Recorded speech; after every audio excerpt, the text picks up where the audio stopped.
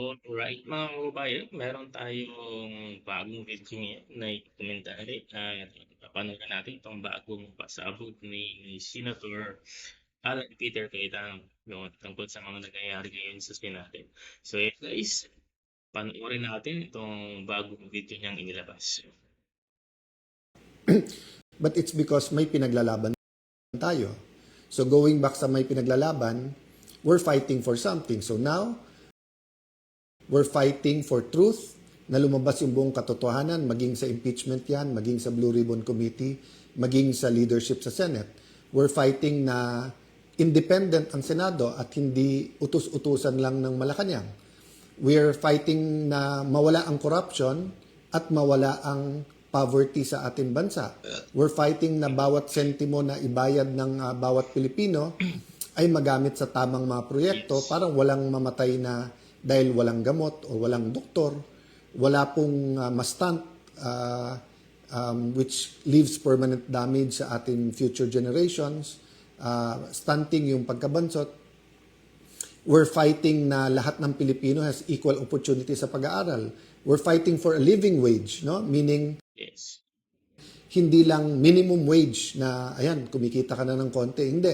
Yung sapat para sa dignified o marangal na pagkabuhay ng Pilipino, no? Hindi lang sa sarili pero sa kanyang pamilya niya. Lahat ng ito may cost.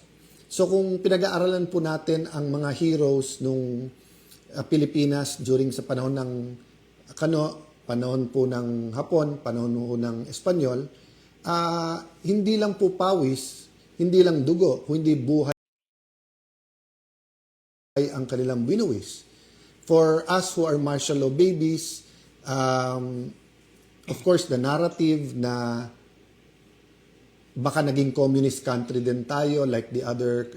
Mahirap kasi ikwento sa inyo yung narrative ngayon kasi yung dalawang communist countries na malapit sa atin, malapit geographically like Vietnam and China are much more modern sa atin pagdating sa education, technology, sa economics, yung socio-economic welfare ng tao, kung hindi lumalaban ay mas maganda sa atin. But during the 70s, 80s, Yes. hindi po ako 60s kaya hindi ko na masasagot yun. Even 70s, I was from 1 year old to 10 years old, no? Or from 0 to 10. So ang point ko is that during this time, yung sabihin na baka mapunta sa communism yung ating bansa or baka maging napaka-corrupt because of the oligarchs was reason for the narrative nung martial law. So hindi naman yun ang topic ko tonight. But may cost yung mga lumaban during that time. So pagdating ng EDSA Revolution, even before that, Senator Benigno Aquino, meron pong cost. Hindi lang po yung buhay niya, buhay ng pamilya niya, friends niya, pagpapalaki ng mga anak niya, yung wife niya, yung paglipat nila sa ibang bansa, yung kanyang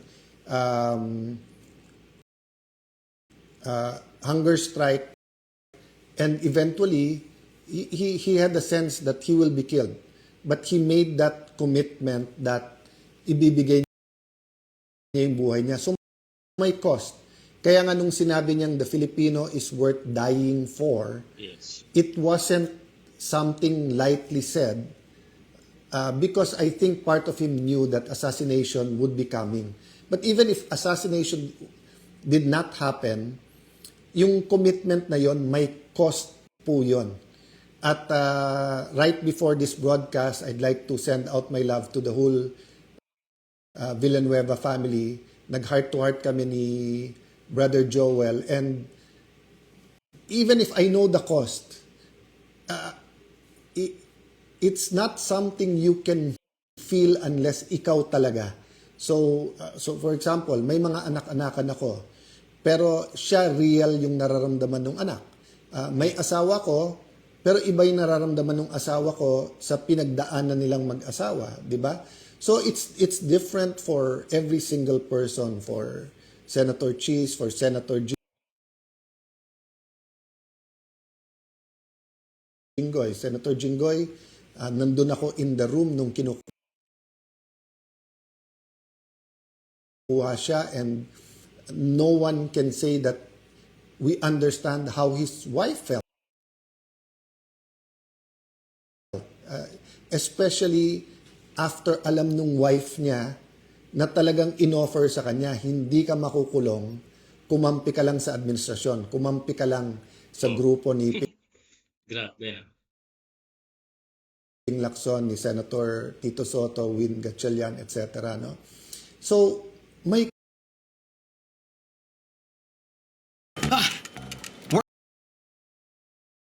Work is a pain in the apps. My files are in this app. My chats in this app. Projects in that app. Alright. may Kaya natin. kosto, mga kababayan. Ang kalayaan at independence ng Senado, independence ng Philippines. So hinihila tayo ngayon ng China at saka ng US in different ways, no?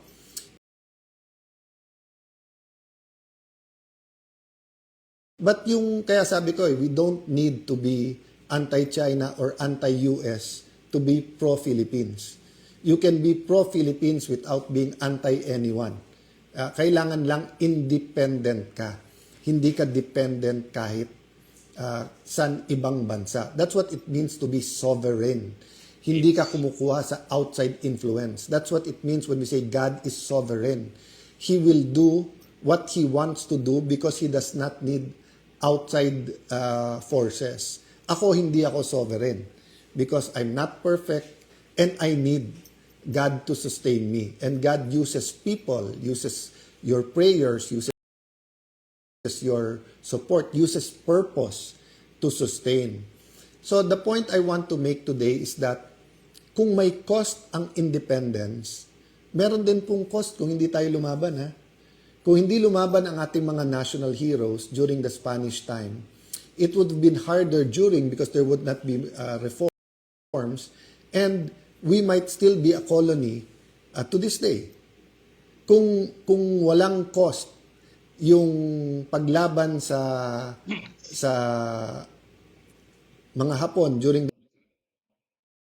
that time, mas maraming na-rape, mas maraming napatay, mas maraming karumal-dumal na nangyari sa ating bansa, or baka ginamit din tayo sa pag-invade ng ibang mga bansa sa Asia if lahat tayo ay naging collaborators or kumampi lang. Ganun din sa US. Kung hindi tumayo ang maraming mga Pilipino para sabihin, big brother ka namin, Uncle Sam, but you're not the owner of me, or di ba famously sinabi ng ating dating Pangulo na he'd rather have a country run like hell by Filipinos rather than a country run by foreigners. And unfortunately, nagkatotoo na kahit Pilipino ang humawak sa Pilipinas, in many aspects, it's run like hell in terms of corruption, idolatry, immorality, small things that seem small, like the Pogo, Isabong, nawala yon, nilabanan natin, pero nandyan pa yung online gaming. Lumaban tayo sa health, pero nandyan yung vape na pinagbabawal sa ibang mga bansa. All of this may cost. So, may kita dun sa mga kumita through that. Pero I'm talking about kumita through that illegally. No? Meaning, Yes. it changed public policy kasi nagkalagayan dyan or nagka-lobby money dyan. So, lahat ng bagay po may cost. So, pinag-uusapan nga namin ni Joel na parang kung alam lang nung lahat, yung mga nagsasabing you just want power, no? Konting katahimikan lang sa buhay ng grupo namin ngayon is paradise already, di ba? Yung di ba pag halimbawa pagka araw-araw sa restaurant ka kumakain, parang sa pinakamahal na restaurant ang paradise sa'yo. Pero kung araw-araw nandun ka sa noodles lang or kanin, nung time namin hindi noodles ang symbol nung kahirapan talaga, kung hindi yung kanin lang at asin, di ba, yung wala nang ulam halos, no?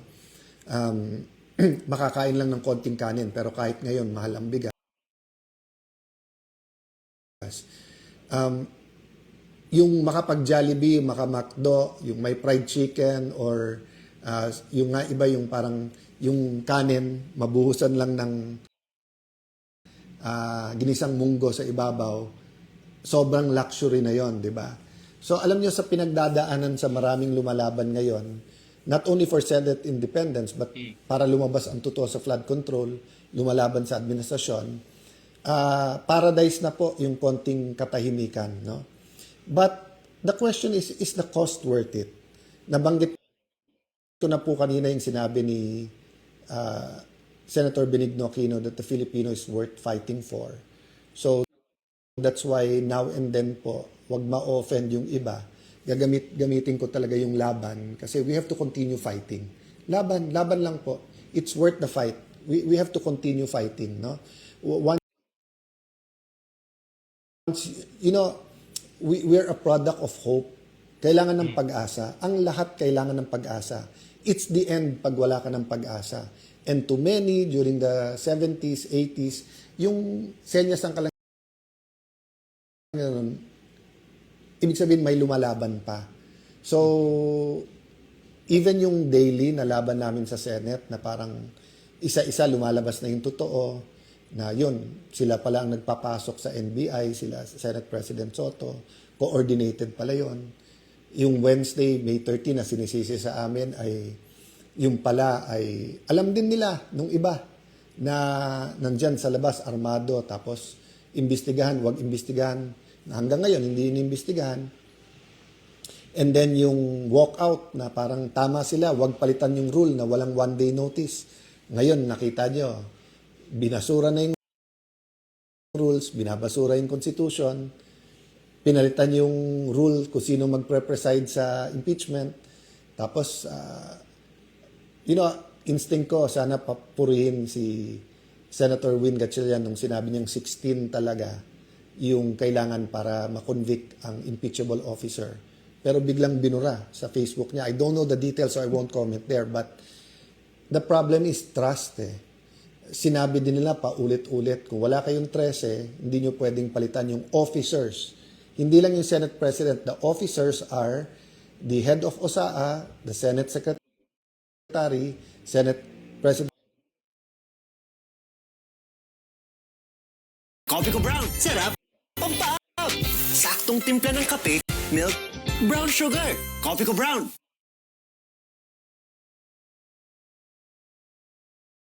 President Pro Tempore, which is Senator Loren Legarda, and the Senate President. Pero gumawa sila ng formula na pwede na ang 12 So, yung modern day version ng pinaglalaban during the Spanish-Japanese time, American times na lies. So, during the Spanish times, yung di kayo organized, hindi nyo alam yung gobyerno, you don't know Christianity. So, all of that were partially true, but you didn't need to colonize a country to Christianize a country, di ba? So, yan, very clear yan. You didn't need to make people slaves, whether it's the African Americans or the kind of slavery they had in Asian countries. You didn't have to have slaves to say na it's in the name of Christianity or the name of good governance, di ba? So, yun yung modern version ngayon na 12 is 13. You need 13, but you can justify because you need the Senate and you need to cover up the flood control scam, di ba? So, my point is there is the trust. Ang trust, basta't nandyan, you can work kahit na enemy mo. Pero pag nawala yung trust, so once na paulit-ulit yung mga mananakop sasabihin, we'll give you your freedom, we'll give you your freedom, nakita mong binobola ka rin, di ba? So, ganun din, nung February, nung sinabi nila na wala kayong kaso kapag hindi nyo nilagay si Loren Legarda as Senate President, naniwala yung marami namin kasama. But then, nabuko nila, gagamitin na naman to sa impeachment. Paulit-ulit sinasabi sa amin na ang impeachment, impartial. Pero yung definition pala nila impartial, kailangan i-convict ang Vice President. So, nung lumaban at sinabing, wag lang si Loren, nung ako na nilagay, ayan na naman. Pagka umalis kayo kay Alan, wala na kayong kaso. Pag nandiyan kayo kay Alan, kakasuhan kayo. 'Di ba? That's why nga iba po yung reaction ng pamilya ni Senator Jinggoy because alam nila yung totoo. Talagang na-witness din po nila yung mga tumatawag at mga nagsasabi at mga naggagaranti. So may cost po. If we don't do anything now, the cost will not fall on me immediately. It will eventually, di ba, yung may individual akong pananagutan, pamilya ko, bayan ko, syudad ko, community. But it's really the next generation. So in the same manner na lumaban ng EDSA 1, EDSA 2, lumaban sa Napoles sa napakaraming scandal is because Grabe, ano? Ganun pala nangyayari sa Senado, no? Kailangan lang talagang puso na talaga yung ginagawa nila yun para may epits lang si B. Sari. So, yan tuloy pa natin guys, no? Maraming pasabog to si Senator Peter Allen Cayetano. we wanted it to end. Repentance, then reformation, restitution was there. Hindi lang yun masyadong keyword dati, ngayon keyword siya. Pero pagbabago, renewal. 'Di ba sa tunay na renewal, the old is gone, 'di ba? So when you say that you're a new creation in Christ, it's a work of progress, pero kung dati may idols ka, dapat wala na.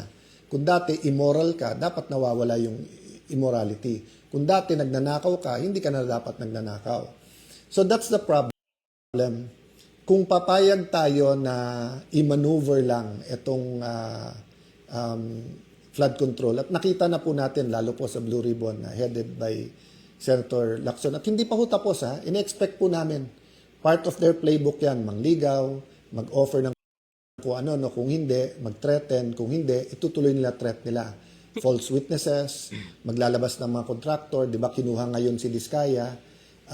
Meron na pong bumaliktad dun sa mga DPWH na sinabi nila na binidiktahan din sila kung ano sasabihin. Yung unang sinabi ni Yusek Bernardo, nagbago din yon. Kay Senator Joel Villanueva, apat na yung version nung paano siya supposedly guilty. And none of those versions are true. So ganun din, na ngayon na kinuha na si Mr. Diskaya from the Senate, sabi niya na damay-damay na, sasama na lahat ng kilala niyang police. That's good. But there's nothing stopping the creative people in this administration from saying, we'll take care of you, eto mga ituro mo. Then suddenly, may kaso, whether sa DOJ at Ombudsman, then suddenly you're facing jail. Then finally, it's true. That's why pinilit nilang makulong si Jinggoy kasi sabi niya, nawawalan na ng takot yung iba, lumalaban na. So kailangan natin ipakita na totoo. At madali kay Jinggoy kasi usual suspect, di ba? So wala nang maniniwala sa tingin nila na Jinggoy sacrificed because ayaw umiwalay sa grupo. But siya na nagsabi, he has evidence in the right time. Payagan natin siya magsabi sino at ano yung ebidensya. Pero mabigat po yung ebidensya and it will show. I've been hearing the last few days, there's so much evidence against the major players dun sa flood control. And everyone saying sana lumabas. That's why nga, pinanghawakan pa rin natin yung Blue Ribbon Committee. The other point I want to make about counting the cost is, yun nga, ano yung cost sa next generation? Kapag kinover up natin to, may cost. So ulitin ko pag lumaban ka ngayon, may cost. May cost.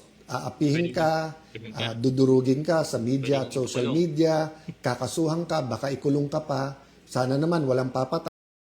Pero that's always there whether sadya or may nagkamali yung patayan.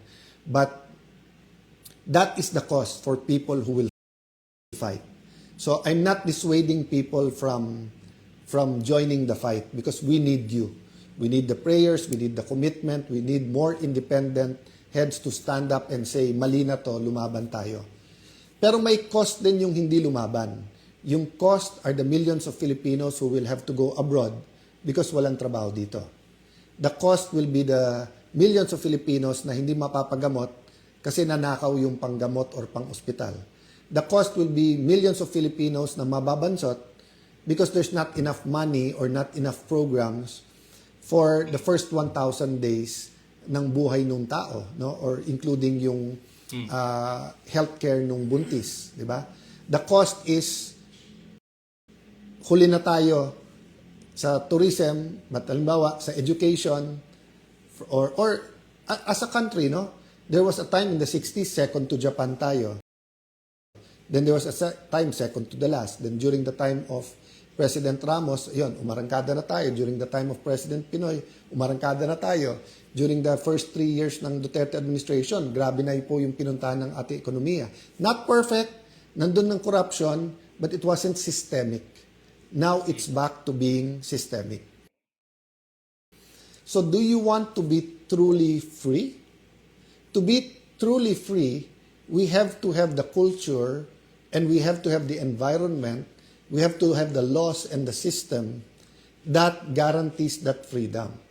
So the Constitution is a good start. Pero kung mismong Constitution hindi natin masunod at kung mismong Senado ay ibabasura ang sariling rules at ang Constitution, how do we expect that the other laws, di ba? So kung senador mismo pwedeng kasuhan or wag kasuhan sa flood control, what do you think magagawa sa ordinaryong konsehal, mayor, governor, di ba? So yes, we want a big fish, but we want the real fish. We don't want a sacrificial lamb na fish, di ba? Or we want the people who really did it para meron talagang saying, may katuparan yung sinasabing crime does not pay. So when you pay, that's a cost, di ba? Umutang ka, kailangan mo magbayad. You do the crime, you have to do the time. So again, you're going back to what is the cost. So yun po ang hinihingi ko po sa mga kapatid nating media, sa mga kapwa nating senador, sa mga netizens natin, sa mga businessman natin. This weekend, as we talk about independence, let's think about the cost. Ano yung cost kung lumaban tayo? Ano yung cost kung i-expose natin? May personal cost po to, ha? Pero yung benefit po ay sa buong bayan. Samantalang pag tumahimik tayo, may personal gain po to.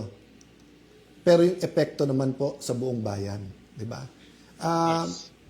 I don't want to compare yung mga lumalaban ngayon sa ating mga national heroes kasi grabe po ang pinagdaanan ng ating mga national heroes. I cannot imagine. I don't want present-day Christians now to compare themselves to yung pinagdaanan ng apostles, for example. Or for a people to compare sa pinagdaanan ng Israelites, for example, when they were in Egypt, di ba? Yes. Iba-iba po ang season, iba-iba po ang pinagdadaanan, but each season po ay Don't worry about your valuables when you Alright, guys. travel. Keep them in the personal pocket bag Grabe. instead. This way, your passport, phone, wallet, and other Tuloy meron natin. pong cost. Cost if we do the right thing, cost if we do the wrong thing. So in a couple of days, we're going to face many issues, an economic crisis. Are we going to tell the people kung ano talaga ang sitwasyon, kung may pera ba talaga ang bansa o hindi? Are we going to tell them why we have or don't have money? Are we Iba ang ano to. going to tell them the truth whether we're going to increase taxes or not? Are we going to tell them the truth? Nasaan na yung pera the last few years? Okay. We're also going to face an impeachment. So are we going to tell the people the truth? Are we going to really have an impartial trial or aayusin at luto na to? Are we going to tell them the truth? Yung malapit to, no? Marami pa nga tayong aabangan. That dapat 16 to convict or babawasan ba natin ng 6 na senador para maging 12 na lang? No? We're gonna face ilan pagsubok, lumabas ang totoo. Again, ha, pag lumabas yung 18, sabi nila may 4 pa daw, 18 na former Marines, hindi ko alam yung 14 kung ano yung ano nila. Uy, wala pa sa exciting part. Oh. Meron pong mga key people na may mga key evidence. Hindi ko sinasabi na lahat ng sasabihin nila ay totoo or may totoo, hindi totoo. Ang point ko po, it's our job to listen to them. It's the job of the Blue Ribbon Committee. Invite lahat. Kung kalokohan ang sinasabi nito, so sabi nung iba, Sir, over the years, ang daming nag-witness dyan na kalokohan. Yes. Paano nabisto na kalokohan yung sinasabi? Because nag-witness sila doon. Because you had different senators from different backgrounds, different styles of questioning them. Then you had an active media. Wala pang social media masyado nun. So lalo po ngayon, maglagay ka dyan ng 1, 18, 100 na may ebidensya, pictures, video, testimony. Makukompare natin lahat ng date niya. Makikita natin yan kung deepfake yan, kung edited yung pictures, kung edited yung video, kung AI yan, kung totoo. Di Yes. ba? So, but the point is, if we cover it up, grabe po ang magiging cost at ang magsasuffer nito next generation. I'll close by remembering when, naiyak-iyak ng dad ko pag nung EDSA Revolution. Before pa pumutok lahat yon, no? I think it was a day before. Kasi nga secure niya kami, tapos gusto niya mag-abroad muna kami, kaya Amerikana nga yung aking nanay. But nung sinabi namin, if you're going to fight, we're going to fight. And I was 15 years old. Sister was a little bit older. My brothers were much younger. My mom didn't know what was happening, but she hardly saw my dad in tears, no? So maiyak-iyak lang, but nung sinabi namin, we'll stay, if you're gonna fight, we're gonna fight, dun siya naiyak kasi sabi niya, I'm doing it for you. I'm doing it for you. So napakaraming beses all throughout our life na mag-aral ka ng mabuti, Alan, para sa iyo to, di ba? Alan, bakit mababa grades mo? Di ba yung mapapamanahan kita pero magagastos mo lang yan, pero mag-aral ka, para sa iyo to. Pia, hindi ka pwedeng pumunta sa party na walang chaperone, para sa iyo to. Many times it was about discipline, and later on in life, para sa iyo to. But yung sacrifice, he meant it. And in fact, fast forward, in his last few months,